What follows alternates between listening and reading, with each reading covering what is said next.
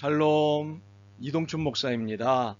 오늘도 여러분의 삶이 주님의 평안으로 가득하시길 기원하며 하나님의 말씀을 나누겠습니다. 오늘 주시는 말씀은 요한복음 13장 12절에서부터 20절까지의 말씀입니다. 이 말씀 중에 13절에서부터 15절을 읽겠습니다. 너희가 나를 선생이라 또는 주라 하니 너희 말이 옳도다. 내가 그러하다. 내가 주와 또는 선생이 되어 너희 발을 씻었으니 너희도 서로 발을 씻어주는 것이 옳으니라. 내가 너희에게 행한 것 같이 너희도 행하게 하려 하여 본을 보였노라. 아멘.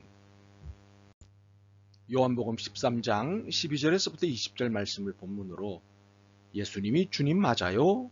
라는 제목으로 요한복음 48번째 시간의 말씀을 나누도록 하겠습니다. 되묻기가 있지요. 상대가 한 말을 잘 이해 못했을 때 다시 말해달라고 하는 것이 되묻기입니다. 죄송하지만 한 번 더 이야기해 주시겠습니까? 그러나 상대가 한 말의 진위를 가리고자 할 때도 되묻기를 합니다. 그 말 사실입니까? 오늘 본문을 예수님의 빙의가 돼서 읽는다면 후자의 되묻기 형식, 즉 상대가 한 말의 진위를 가리고자 되묻기를 하게 될 것입니다. 예수님이 주님이시라고 고백하셨죠? 그 말 사실입니까? 혹시 오늘 이 되묻기가 불편하신가요? 예수님께서 그렇게 수많은 식사를 제자들과 함께 하셨어도 제자들의 발을 씻어주신 것은 그날이 처음이셨습니다. 그래서 발을 내밀어야 했던 제자들은 한결같이 당황했습니다. 특히 베드로는 절대 자신의 발을 씻길 수 없다며 굳고 거절하기까지 했습니다. 그러나 내가 내 발을 씻기지 않으면 너는 나와 상관이 없는 사람이라고 하시는 통에 마지못해 발을 내밀고야 말았습니다. 하지만 이렇게 모두를 당황시키시면서 발을 씻겨주신 데는 다 그만한 이유가 있으셨습니다. 10절에 설명된 대로 이미 목욕한 자는 발밖에 씻을 필요가 없었기 때문입니다. 무슨 뜻입니까? 성령 세례를 통해 죄사함을 받은 사람은 이후에 지은 죄에 대해서만 용서받으면 된다는 의미입니다. 그래서 발만 씻으면 된다고 하신 것이지요. 이것이 발을 씻겨주신 첫 번째 이유입니다. 오늘 본문에는 발을 씻겨주신 두 번째 이유가 있습니다. 13절에서 15절입니다. 너희가 나를 선생이라 또는 주라 하니 너희 말이 옳도다. 내가 그러하다. 내가 주와 또는 선생이 되어 너희 발을 씻었으니 너희도 서로 발을 씻어주는 것이 옳으니라. 내가 너희에게 행한 것 같이 너희도 행하게 하려 하여 본을 보였노라. 사실 13절에서부터 15절은 13절이 중심인지 14절이 중심인지 헷갈립니다. 예수님을 주님으로 고백하는 제자들의 고백을 재확인하는 것이 중심인지 예수님이 하신 것처럼 서로 발을 씻어주라는 것이 중심인지 헷갈립니다. 무엇이 중심인 것 같습니까? 둘 다 가장 안전한 답이네요. 그런데 오늘 본문 전체가 말씀하고자 하는 바를 볼 때 14절에 서로 발을 씻어주라는 것은 13절에 대한 실천의 한 예이자 13절을 이해하기 쉽게 주석처럼 붙여놓은 예가 된다고 봐야 합니다. 혹시 이와 반대로 14절을 말씀하시기 위해 13절을 꺼내셨다고 주장하실 수도 있습니다. 그러나 설명드렸다시피 본문 전체를 읽으면 14절이 중심이 아니라 13절이 중심입니다. 변명의 정당성을 위해 13절을 다시 볼 필요가 있겠군요. 너희가 나를 선생이라 또는 주라 하니 너희 말이 옳도다. 내가 그러하다. 이어서 16절과 17절을 볼까요? 내가 진실로 진실로 너희에게 이르노니 종이 주인보다 크지 못하고 보냄을 받은 자가 보낸 자보다 크지 못하나니 너희가 이것을 알고 행하면 복이 있으리라. 16절은 17절의 지배를 받습니다. 너희가 이것을 알고 행하면 복이 있으리라. 무슨 뜻입니까? 종이 주인보다 크지 못하고 심부름을 하는 자가 심부름을 보낸 자보다 크지 못하다는 사실을 알고 주어진 사명을 행하면 복이 있다는 말씀입니다.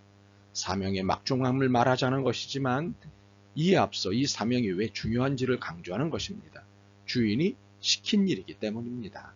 나보다 큰 자가 시킨 일이기 때문입니다. 그러므로 이 사명은 반드시 해야 한다는 것이지요. 그런데 내내 강조하고 있다시피 본문의 강조점은 13절입니다. 그렇다면 13절의 강조점이 무엇입니까? 예수님은 주님이시다는 것입니다. 주님은 모든 것의 주인이라는 것입니다. 사실 선생은 모든 가르침의 기준입니다. 그러므로 주인이신 예수님이 온 우주와 세계의 중심이시고 모든 규칙의 중심이시라는 뜻입니다.